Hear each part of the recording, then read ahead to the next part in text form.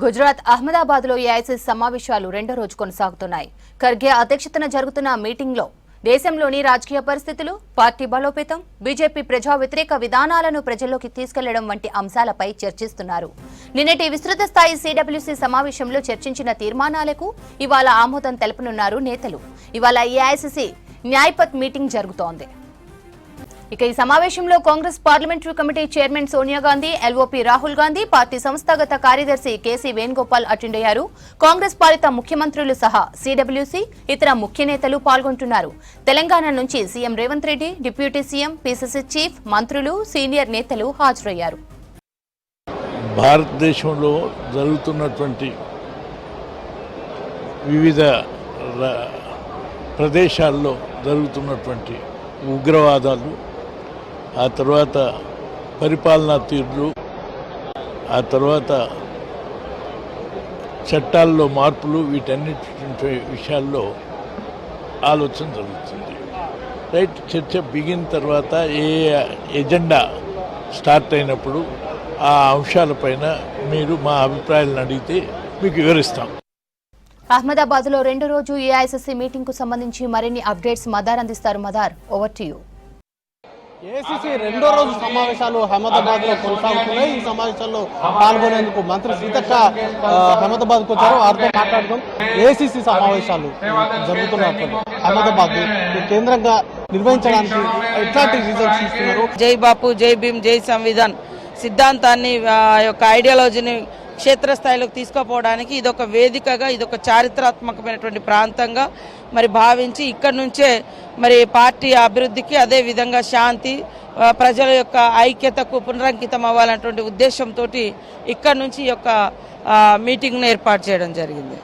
చాలా రాష్ట్రాలు అంటే లోక్సభ ఎన్నికల తర్వాత జరిగినటువంటి రాష్ట్రాల్లో ఇటీవల జరిగినటువంటి అసెంబ్లీ ఎన్నికల్లో కాంగ్రెస్ పార్టీ కొంత విఫలమైంది. బట్ దాన్ని ఓవర్కమ్ చేయడానికి ఎట్లాంటి సూచనలు మీరు చేయబోతున్నారు? అండ్ పార్టీ స్ట్రెంథనింగ్ సంబంధించి ఎట్లా ఉంటే బాగుంటుంది అనుకుంటున్నారు?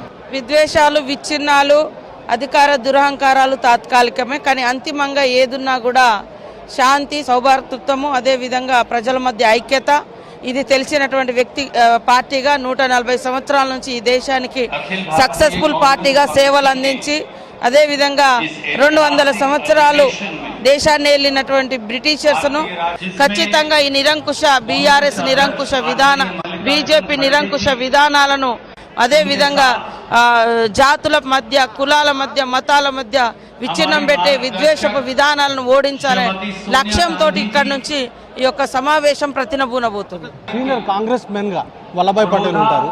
బట్ వారిని కాంగ్రెస్ కంటే బీజేపీ ఎక్కువ ప్రమోట్ చేస్తూ ఉంటుంది. వాటిని ఎట్లా ఓవర్కమ్ చేయబోతుంది? బీజేపీకి చరిత్ర లేదు, ఎందుకంటే వాళ్ళు చెప్పుకోవడానికి ఏ నాయకుడు లేడు స్వతంత్ర పోరాటంలో. ఇవాళ బీజేపీ యొక్క ఆర్ఎస్ఎస్ ను ఉక్కు పాదంతో అణిచివేసినటువంటి మహనీయుడు సర్దార్ వల్లభాయ్ పటేల్. ఇలా అది మర్చిపోయి వాళ్లకు ఏ పార్టీ, ఏ లీడర్ లేడు కాబట్టి మా లీడర్ను, అసలు మీ ఐడియాలజీకి, మీ సిద్ధాంతాలకు పూర్తిగా వ్యతిరేకం. కొంచెమన్నా నిజంగా బీజేపీ, ఆర్ఎస్ఎస్ మీ రక్తం ఉంటే కాంగ్రెస్ రక్తాన్ని మీరు ఎట్లా ఎక్కించుకుంటారా? అక్కడేమో ఆయన పివి నరసింహారావు గారిని తీసుకుంటాడు. అలాగే లీడర్లు లేరు, చరిత్ర లేదు. ఇతరులను లాక్కొని వాళ్ళ ఫేస్ ముందు పెట్టి వీళ్ళు వెనుక నుంచి వస్తున్నారు.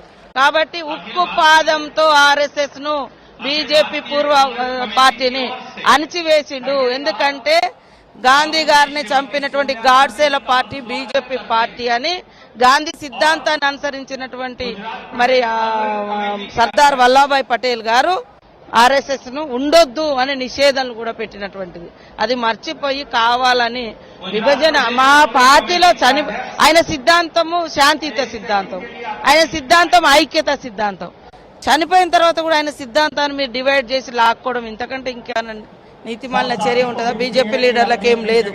సిద్ధాంతపరమైనటువంటి వైరుధ్యాలపైనే తమ పోరాటం ఉంటుంది. కాంగ్రెస్ పార్టీకి పునర్వైభవం తీసుకొచ్చేటువంటి దిశగా, కాంగ్రెస్ పార్టీని బలోపేతం చేసే దిశగా ఈ అహ్మదాబాద్ లో జరుగుతున్నటువంటి సమావేశాలు ఒక దిశానిర్దేశం అనేది కూడా చేసేటువంటి అవకాశం ఉన్నట్టుగా ఆశాభావాన్ని అయితే సీతకు